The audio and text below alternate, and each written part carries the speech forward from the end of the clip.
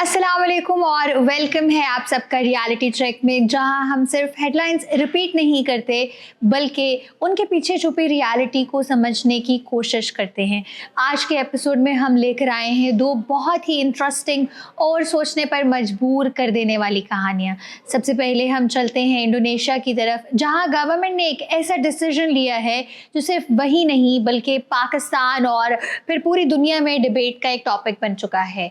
और फिर हम चलते हैं एक बिल्कुल मुख्तलिफ कहानी की तरफ, जहां आर्ट, हिस्ट्री और माइग्रेशन एक साथ मिलकर एक नई तस्वीर पेश करते हैं। So let's start from Indonesia. अब चलते हैं इंडोनेशिया की तरफ, जहां गवर्नमेंट ने एक ऐसा डिसीजन लिया है जो सिर्फ वही नहीं बल्कि पाकिस्तान समेत दुनिया भर में डिबेट का एक टॉपिक बन चुका है। इंडोनेशिया ने ये डिसाइड किया है कि 16 साल से कम उम्र के बच्चों को TikTok, Instagram, Facebook, YouTube, x और रोब्लॉक्स जैसे प्लेटफॉर्म्स यूज़ करने की इजाज़त नहीं होगी। गवर्नमेंट का ये कहना है कि ये कदम बच्चों को cyber bullying, online fraud, harmful content और सबसे ज़्यादा सोशल मीडिया एडिक्शन से बचाने के लिए उठाया गया है। सोचिए, आजकल हमारे बच्चे रोज़ाना घंटों तक ऑनलाइन रहते हैं, इसीलिए इंडोनेशियन गवर्नमेंट ने कुछ प्लेटफॉर्म्स को हाई रिस्क डिक्लेयर कर दिया है।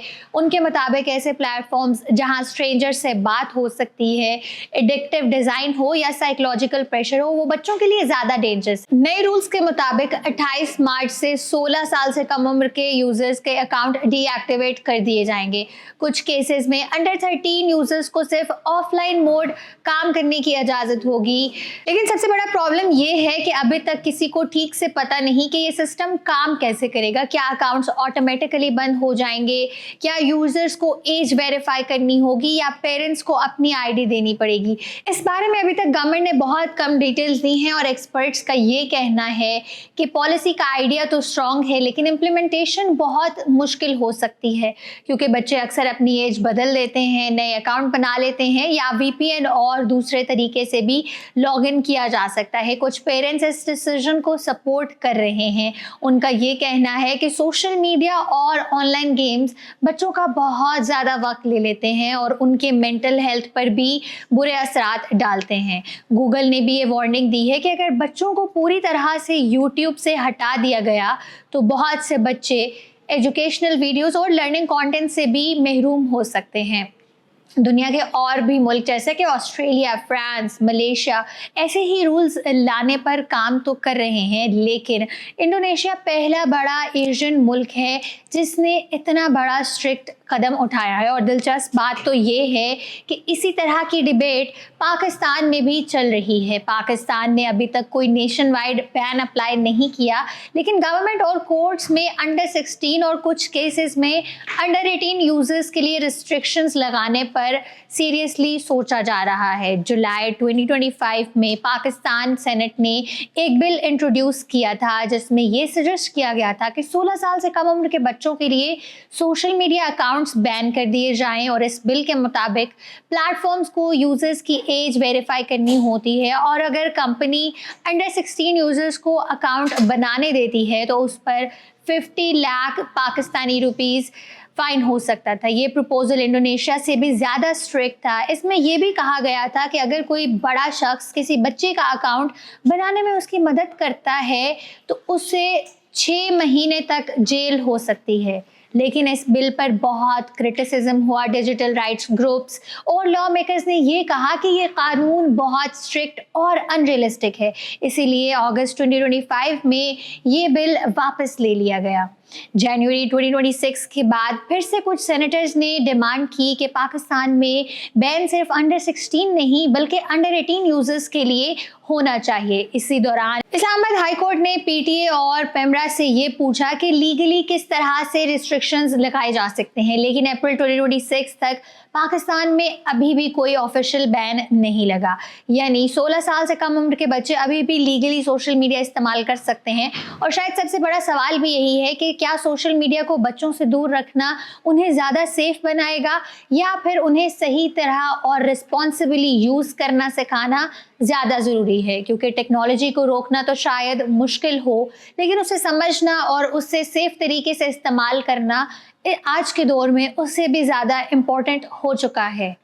मंगला डैम और वो कहानी जो बर्मिंघम तक पहुंची। अब चलते हैं ब्रिटेन की तरफ, जहां एक पाकिस्तानी आर्टिस्ट की एग्जीबिशन लोगों को सिर्फ आर्ट नहीं बल्कि एक पूरी हिस्ट्री याद दिला रही है। लंदन में रहने वाली पाकिस्तानी आर्टिस्ट सबा खान ने अपनी पहली यूके सोलो आर्ट एग्जीबिशन लगाई है जिसका नाम है रिवरलेस वाटर। ये exhibition Midlands art centre MAC में हो रही है और इसमें एक ऐसी कहानी दिखाई गई है जो बहुत से पाकिस्तानियों के लिए सिर्फ हिस्ट्री नहीं बल्कि फैमिली मेमोरी भी है। कहानी शुरू होती है 1960s में जब मंगला डैम बनाया गया। ये रिवर जेहलम रिवर पर बनाया गया था और उसकी वजह से मीरपुर ददयाल के 280 से ज़्यादा गांव पानी के नीचे चले गए। तकरीबन 1,10,000 लोग घरों से बेघर हो गए। उनकी पुकारों की ज़मीन, उनके घर हटा के कब्रिस्तान तक पानी में डूब गए। लेकिन ये कहानी यहीं ख़त्म नहीं होती। उसी दौरान ब्रिटेन में फैक्ट्रीज और मिल्स को वर्कर्स की ज़रूरत थी, इसलिए मीरपुर के हज़ारों लोग ब्रिटेन चले गए, ख़ास तौर पर बर्मिंघम, ब्रैडफोर्ड और मैनचेस्टर। आज ब्रिटेन की पाकिस्तानी कम्युनिटी का बहुत बड़ा हिस्सा उन्हीं फैमिलीज में से आता है जो मंगला डैम की वजह से अपने गांव छोड़कर आए थे। कुछ एस्टिमेट्स के मुताबिक ब्रिटेन के 70% पाकिस्तानीज की रूट्स मीरपुर और ददयाल से जुड़ी हुई हैं। एग्जीबिशन में 12 पेंटिंग्स, पुरानी फाइल्स, मैप्स और बर्मिंघम के बुजुर्ग मीरपुरी लोगों के इंटरव्यूज शामिल हैं। इनमें लोग बताते हैं कि उनके वालिदैन या दादा दादी किस तरह अपना सब कुछ छोड़कर नए मुल्क में आए थे। सबसे इंटरेस्टिंग पेंटिंग का नाम है cars manufactured in the 1960s at the long bridge factory.